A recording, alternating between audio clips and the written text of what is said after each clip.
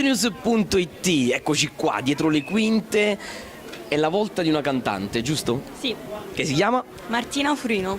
Martina, questa sera cosa presenti qui alla corrida di Cicciano? Sei bellissima versione di Dolce Nera. Ah, ce ne vuoi intonare un pezzettino? Vai a Del cappella. ritornello? Del ritornello, vai. Sei bellissima, sei bellissima.